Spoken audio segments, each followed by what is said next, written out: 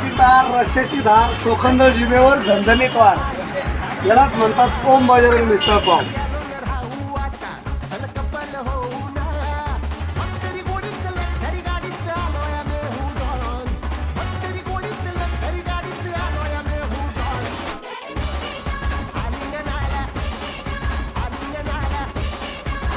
आपको काम और मुंह में जय श्री राम. ओम बजरंग परिवारातर्फे सर्व मिसळ प्रेमी खाद्यप्रेमींना दीपावलीच्या हार्दिक शुभेच्छा.